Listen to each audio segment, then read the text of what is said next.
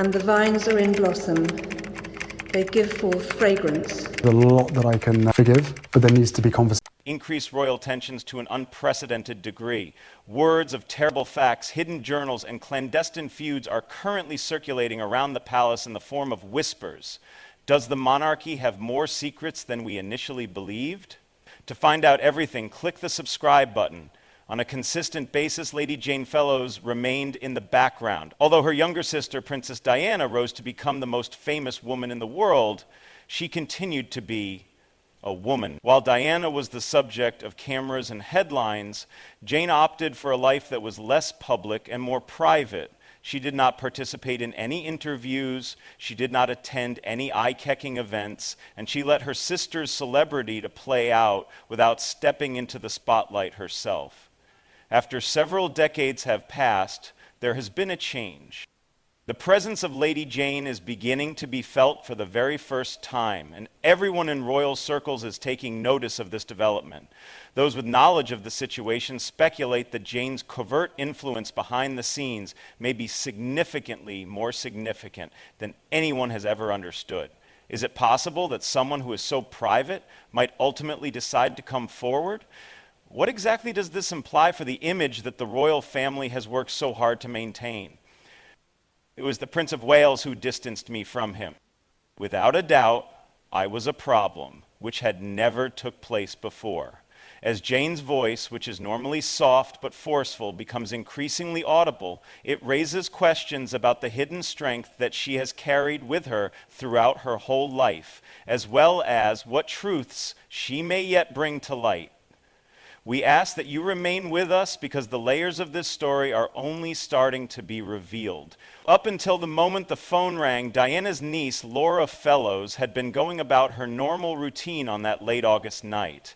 She took up the phone while she was still half asleep, only to hear the trembling voice of her mother, Lady Jane.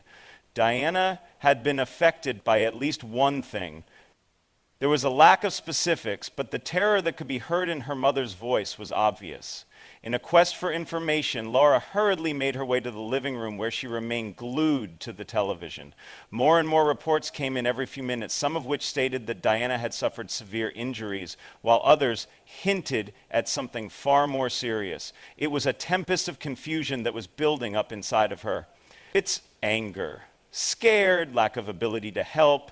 Despite the fact that no one appeared to know the truth, each broken update felt like another blow to the heart. At the same time as everyone else was holding their breath, Laura's world was falling apart, piece by piece. During that period of time, she came to the realization that the truth may be lost in the noise very rapidly, and she felt helpless to stop it from happening. However, she was also aware that the night would leave an indelible impression on her, and that the things she witnessed, felt, and feared would remain buried for many years. To this point, Laura made the decision to remain silent in the years that followed. In the midst of the media tempest that was raging around her family, she took a step back in silence. The sensation was that each and every rumor and headline was like another wound that would never completely heal. Nevertheless, Laura was not merely concealing herself from the noise. Rather, she was guarding something of great value, namely her cousins William and Harry. Her eyes were filled with the same glare of interest that had once cast a shadow over Diana as she watched them develop. There was a dread that whatever Laura said could make their suffering much more severe. Therefore, she did not speak. As a result of that, Queen Consort, there were going to be individuals or bodies left in the street due to the situation. The only way she knew how to honor her aunt's memory was by honoring her aunt's memory through devotion and discretion. On the one hand, she has been a small bit of heaven's joy, but on the other hand, it is Althorp. The estate that belonged to the Spencer family is both a monument to history and tradition, and it also silently represents tension. However, after Diana's death, it became the location of her ultimate resting place, and it also became the focal point of tensions within the family that were subtle but persistent. The preservation of Althorp as a serene and holy place was a priority for Lady Sarah McCorquodale. According to Lady Jane, an excessive amount of publicity would diminish the value of Diana's memory. During this time, Charles Spencer, in his capacity as Earl, was inclined to modernize the estate while maintaining its accessibility to the general public. Despite the fact that professions of togetherness have been honed, sources imply that tension still exists. Each of Diana's siblings had a profound affection for her, but they had different ideas about how to pay tribute to her. Moreover, with each anniversary and every gathering, those visions come into conflict with one another. Growing up with these hidden conflicts, Laura realized that honoring Diana meant more than just maintaining a building. By the time she reached adulthood, the preservation of her spirit was the goal. As she moves forward at this moment, she brings with her a message that is not about property or public events, but rather about the intimate and human component of Diana's tale. The message may not be well received by all individuals. There is a fine line that she treads, conscious of the fact that each and every word she utters has the potential to either bring about comprehension or to increase tension.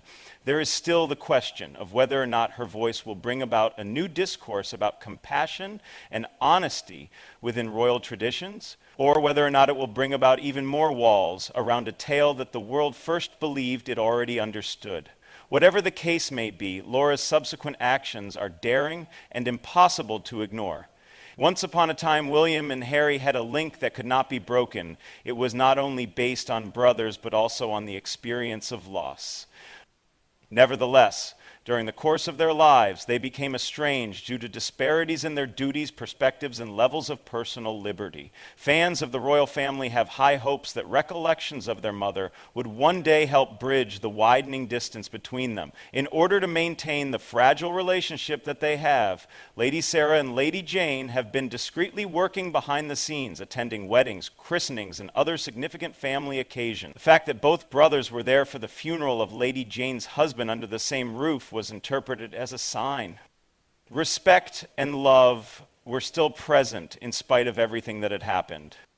Laura provides something that is more subdued, but immeasurably more compelling in a world that is ready and waiting for scandal. This serves as a reminder that Diana was more than just a regal figure and more than just a news story. A lady who battled and loved with all of her heart. She was a mother, a sister, and an aunt. She was a woman as well. Laura's decision to come out into the open after decades of remaining silent is not an attempt to garner attention. A bridge is being constructed by her to a future in which Diana's true legacy, which includes kindness, empathy, and courage, shines brightly than it ever has before.